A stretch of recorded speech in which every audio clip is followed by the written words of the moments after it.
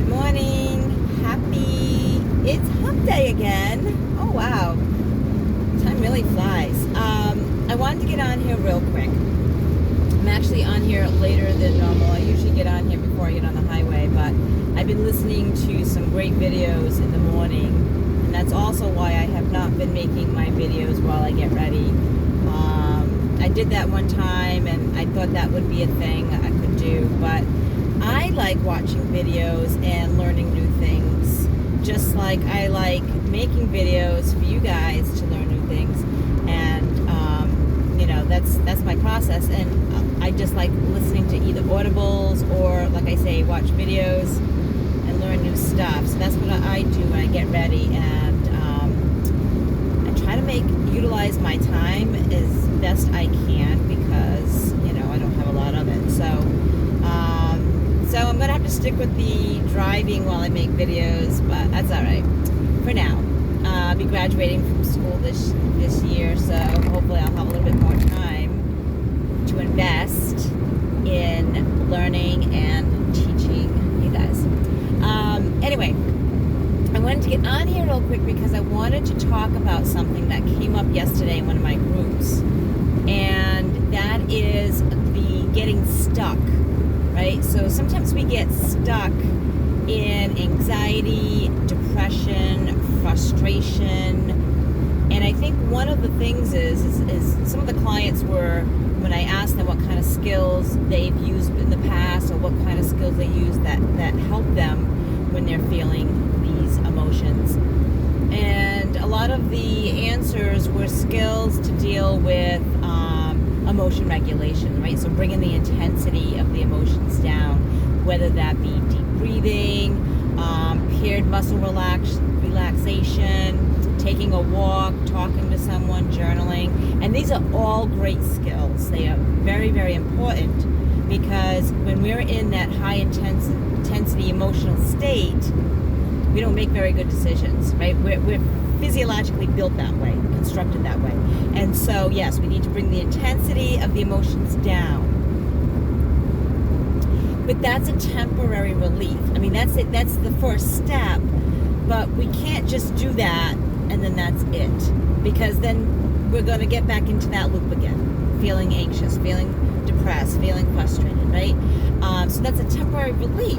And it's kind of like when we use substances or other self-harm behaviors, it was a temporary relief. It got us out of that loop of frustration, depression, and anxiety, but it didn't resolve anything, right? You're not solving your problem. You're not solving the cause of your anxiety by deep breathing, right?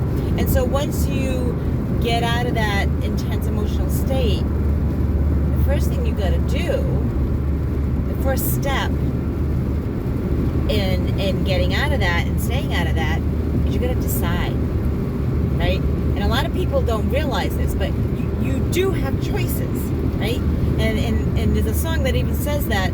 I forgot how it goes, but even if you don't decide, you've decided, right? So we have choices. We have to make a decision, and that process of making a decision incorporates, making a pros and cons list, gathering information. It may be talking to somebody, but not just in a venting way. It's getting feedback, right? It's doing some research. It's, finding the opposite alternative of something that you may have not thought of, or you thought was definitely not the answer. Sometimes looking into what's not the answer helps you to come up with a solution, believe it or not. And that's what we do in psychology. Researchers, they actually try to disprove all the theories to get to the theory that they feel is true. Anyway, so disproving other options, right? Process of elimination is another way of putting it, right?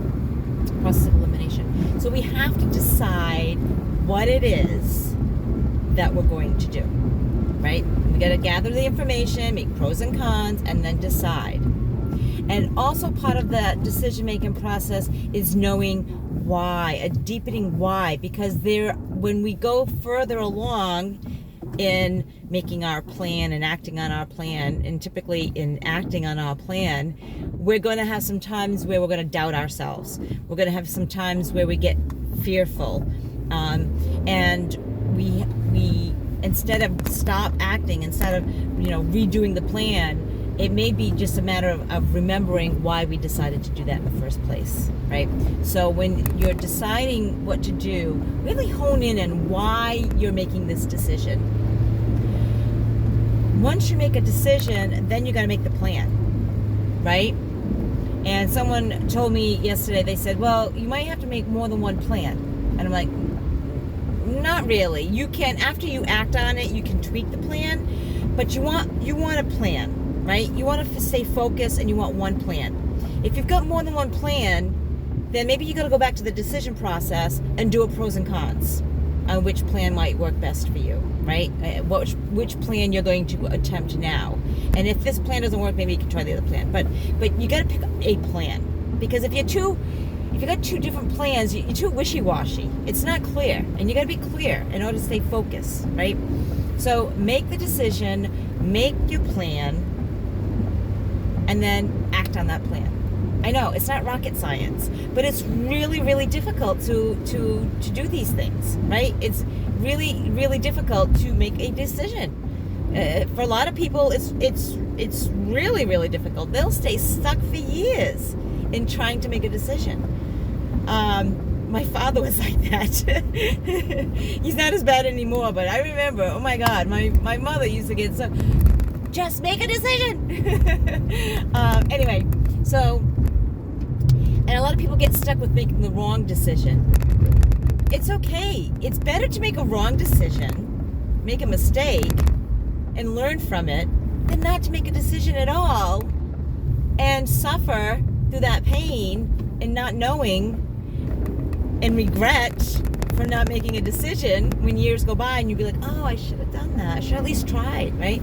So make a decision. It might not be the right decision, or I don't want to say right or wrong, but it might not be the best decision. It may be, you may make a mistake, you may fail, right? But failure is part of success. Remember we talked about that before? So anyways, make your decision, make your plan, act on your plan, remember your why, because you're gonna doubt yourself as you're acting on this. Get people to help support you. Get people in your corner. Find people that are trying to do what you're doing, right?